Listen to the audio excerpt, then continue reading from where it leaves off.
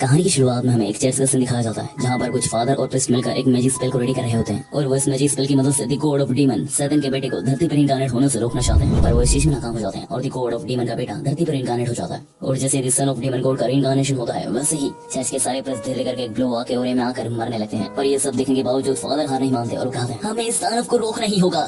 पर आखिर में खुद फादर इस आग की चकड़ी में आकर तड़प तड़प के मरते हुए कहते हैं तो ये है power the son of demon God की।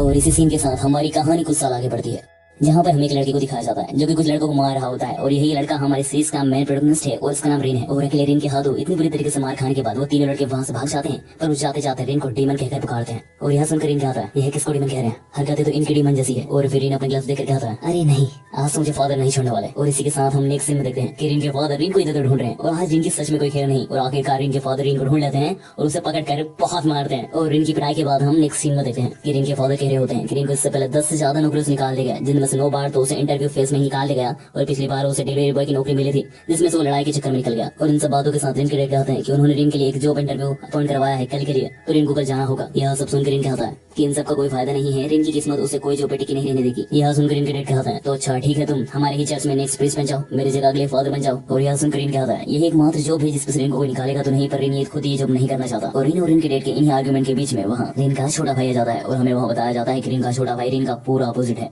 मतलब जहाँ पर इनको पढ़ने का बिल्कुल शौक नहीं है उसके छोटे भाई को पढ़ने का बहुत शौक है, और जहाँ पर इन पूरा बेरोजगार है उसका छोटा भाई स्टडी कर रहा है। और ये सब सुनकर इनको गुस्से में कहता है जो बहुत ज्यादा तुम। और जैसे रिन चिल्लाता है वैसे चर्च में का हीटर भभकता है, पर उसमें से लाल की जगह नीली आग निकलती है। और उस आग को देखकर इनके डैड कहते हैं योक्यो तुम एक काम करो, रिन को अंदर ले जाओ और उसकी मरहम पट्टी करो और उसके कपड़े बदल दो। और फिर हम नेक्स्ट सीन में देखते हैं कि योक्यो रिन के हाथों में पट्टी लगा रहा होता है और वो पूछता है आखिर आज फिर तुम्हारी किस बात पर लड़ाई हो गई, जिस पर इन बताता है कि वो इस बार नहीं लड़ना चाहता था, पर जब उसने देखा कि कुछ लोग जिंदा कबूतर पे निशानेबाजी की प्रैक्टिस कर रहे हैं तो उससे रहा नहीं गया और कबूतर को बचाने के लिए उन लोगों से लड़ पड़ा। और इन्हीं सब बातों के बीच में योक्यो रिन के हाथों में बैंडेजेस लगा देता है और जिसे महसूस करके रिन को काफी अच्छा लग रहा होता है और कहता है तुम्हारा शुक्रिया योक्यो मेरी हमेशा बैंडेजेस लगाने के लिए। और यह सुन के योक्यो उदास मन से कहता है पर मैं 7 दिन नहीं लगा पाऊंगा, उस दिन मैं अपनी आगे की पढ़ाई के लिए हाई स्कूल जा रहा हूँ इस जगह को छोड़ के। और यह सुनकर रिन भी कहता है कि हाँ वो भी कल अपने पापा की बात सुन के जॉब इंटरव्यू पे जाएगा। और ये सारी बातें सुनने के बाद चर्च का एक वर्कर रिन को अपना ऑफिस सूट देकर कहता है ये पहनकर जाना तुम्हारा इंप्रेशन अच्छा रहेगा। और इसके बाद हमें दूसरे दिन का सीन दिखाया जाता है जहाँ पर रिन टाई पहनने में बहुत ज्यादा मशक्कत कर रहा होता है और फिर वो बिना टाई पहने ही इंटरव्यू पे जाने लगता है। और ऐसे रिन को बिना टाई के जाते हुए रिन के फादर भी देख लेते हैं और वो रिन के पास आकर रिन की टाई बांधने लगते हैं। और जिसे देखकर रिन कहता है अब मैं बड़ा हो चुका हूँ फादर, जिसे सुन के फादर कहते हैं कौन बड़ा हो गया, मुझे तो यहाँ कोई नहीं दिखाई दे रहा, इधर है क्या, इधर है क्या। और इसके बाद हमारा सीन चेंज होता है और हम देखते हैं कि रिन अपने ऑफिस में पहुंच चुका है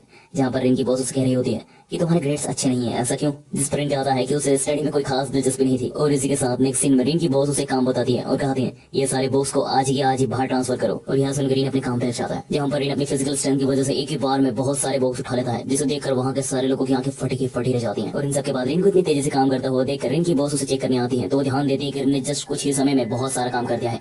और आखिर में बस रिन को एक ही बॉक्स रखना होता है कि तभी रिन का पैर फिसल जाता है और गलती से बॉक्स लेडी बॉस के ऊपर गिर जाता है। और इसके बाद भी रिन से काफी सारी गलतियां होती हैं जिसकी वजह से रिन की बॉस उसे बहुत डांटती है। और फिर रिन इतनी सारी गलतियां करने के बाद एक जगह हताश बैठा हुआ होता है और वो सोच रहा होता है कि ये जॉब तो उसके हाथ से गई। पर तभी वहाँ पर एक लेडी आती है और रिन को नूडल देते हुए कहती है हताश मत हो बेटा, ये नूडल खा लो। और फिर रिन उठता है और नूडल टेस्ट करके मन में कहता है अरे नहीं, ये नूडल तो काफी अजीब है, अगर उन्होंने ऐसे नूडल बेचे तो कौन खरीदेगा इनको। और फिर रिन उन लेडी से पूछता है क्या वो उनकी नूडल बेचने में मदद कर सकता है। और फिर हम नेक्स्ट सीन में देखते हैं कि रिन नूडल बना के बेच रहा होता है और इनके नूडल बहुत ज्यादा पसंद आ रहे होते हैं लोगों को और वहाँ पे बहुत सारी भीड़ लगी होती है रिन की नूडल खाने के लिए। और इतनी सारी भीड़ देख के बॉस भी रिन की नूडल टेस्ट करती है, उन्होंने भी रिन का नूडल काफी पसंद आता है। और बॉस जाते जाते रिन को एक मीटिंग के बारे में बताती है जिसे सुन के वहाँ पे खड़ी एक लेडी कहती है रिन कांग्रेचुलेशन तुम्हारी जॉब लग गई। और यहाँ सुन के रिन के मुंह पे अलग से खुशी छलक जाती है। और इसके बाद हमें नेक्स्ट सीन में इवनिंग का सीन दिखाया जाता है जहाँ पर ये अपने घर पे फोन लगाकर बता देता है कि उसकी जॉब लग चुकी है। और यहाँ सुन के चर्च वाले सारे लोग बहुत खुश होते हैं और यहाँ सुनकर इनके डैड कहते हैं इसी खुशी में सुखी हुई तो तुम जल्दी घर जाना। और यहाँ सुनकर रिन भी काफी एक्साइटेड होता है और रिन इस एक्साइटमेंट के साथ फोन बुक से बाहर निकलता है। तभी वो देखता है कि एक लड़की एक मफलर के पीछे भाग रही होती है। फिर रिन उसके पास जाकर उस मफलर को पकड़ता है और उसे देने लगता है, पर तभी रिन ध्यान देता है कि वो लड़की उस मफलर को देखकर डर रही होती है। और फिर रिन उस मफलर को ध्यान से देखता है और वो देखता है कि उस मफलर के कॉर्नर पर एक डीमन ने उस मफलर को दांत से पकड़ा हुआ होता है। और फिर रिन जैसे उस डीमन को देखता है मानो वो डीमन तो बहुत ज्यादा घबरा जाता है और वो उसे देखकर वहाँ से भागने लगता है। और फिर वो डीमन रिन से डरकर उस मॉल में भरा जाता है जिसमें रिन काम करता है। और फिर रिन उस डीमन के पीछे जाता है ताकि वो उस लड़की का मफलर उससे ले सके, पर उस छोटे से डीमन की वजह से मॉल में बहुत ज्यादा तबाही मचाती है। एंड इवन उस डीमन की वजह से उस छोटी सी बच्ची पर एक कपड़ा आकर गिरने वाला होता है, पर रिन सही समय पर आकर उस बच्ची को बचा लेता है। और ये सारी तबाही का अंजाम रिन के ऊपर आता है क्योंकि रिन और उस लड़की के अलावा कोई भी इंसान इन डीमंस को अपनी आंखों से नहीं देख सकते। अब ऐसा क्यों है ये तो हमें कहानी में आगे पता चलेगा। और इसी के साथ हमारा सीन शिफ्ट होता है और हम देखते हैं रिन के घर को जहाँ पर इनके फादर पूछ रहे होते हैं इतनी रात हो गई आखिर इन अभी तक आया क्यों नहीं, जिस पर इनका छोटा भाई कहता है ओके मैं बाहर ढूंढने जाता हूँ उसको। और इसके बाद हम देखते हैं कि आखिरकार योक्यो कुछ समय बाद रिन को ढूंढ लेता है और रिन गार्डन में एक झूले पे बैठा हुआ होता है, जहाँ पर योक्यो रिन के पास जाकर पूछता है कि आखिर वो घर क्यों नहीं आया, जिस पर इन उदास मन से कहता है कैसे आता, मुझे फिर से जॉब से निकाल दिया। यह सुन के योक्यो कहता है कि चलो कोई नहीं, तुमने अपना बेस्ट दिया, पापा इंतजार कर रहे हैं, चलो घर। और फिर इन योक्यो को कहने पर घर के लिए चल पड़ता है। और फिर इन जैसे ही घर आता है तो वो देखता है जिस लड़की को उसने बचाया था उसके फादर रिन के पापा को शुक्र अदा करने आए थे उनकी बेटी की जान बचाने के लिए। और उस लड़की को अलविदा करके रिन के डेड रिन को चिल्लाते हुए कहता है आज तुम्हें खाना नहीं मिलेगा, ये देख रहे हो बिल तुमने कितना नुकसान किया है। और इसके बाद हमें एक सीन दिखाया जाता है कि आधी रात को रिन के फादर एक छुपे होते हैं कहानी बजा रहे होते हैं, जहाँ पर वो एक संदूक को खोलते हैं और उसमें एक तलवार को देकर कहते हैं अब ज्यादा समय नहीं बचा है, वो इसे ढूंढ लेंगे।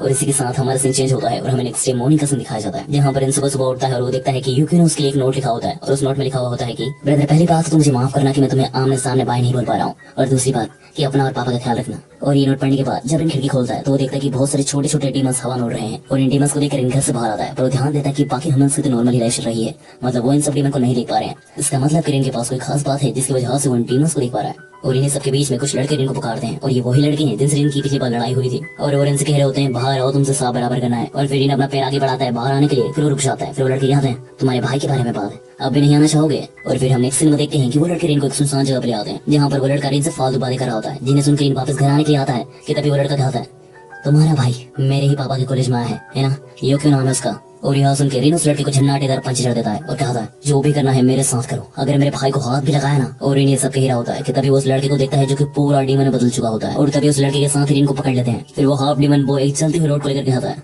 पहले तो मैं क्या चलाऊं, हाथ पैर या फिर आंखें। और यह सुनकर रिन बहुत जोर से चिल्लाता है, जिसकी वजह से एक ब्लू आग उसको कवर कर लेती है और उसे प्रोटेक्ट करने लगती है। और उस ब्लू आग के ओरे को देखकर डीमन बॉय का साथी वहां से भाग जाते हैं। और इन सब के बीच में नहीं समझ पा रहा होता है कि उसके हाथों में आग आई कहां से और ये आग से चल क्यों नहीं रहा है। और तभी वो डीमन बॉय कहता है जैसा कि मुझे लगा था आप हो डीमन लॉर्ड सैटर्न के बेटे, मतलब हमारे प्रिंस। और इन सब बातों के बीच में वहाँ फादर आ जाते हैं और फादर आकर कहते हैं कि उन्हें पता था कि डीमन इनको ढूंढ ही लेंगे। और फिर वो डीमन फादर के ऊपर हमला करता है, पर फादर उसे इजीली हरा देते हैं। और ये सब देखने के बाद रिन फादर से पूछता है आखिर मैं कौन हूँ और ये क्या हो रहा है, जिस पर फादर जवाब देते हैं कि सबसे पहली बात ये सारे डीमंस मिलकर तुम्हें ही ढूंढ रहे हैं, और दूसरी बात कि तुम कोई इंसान नहीं हो और न ही तुम कोई मामूली डीमन हो, तुम हो the God of demon Saturn के बेटे। एंड हाँ गाइस मैं एपिसोड 2 जल्द से जल्द आने की कोशिश करूंगा, पक्का।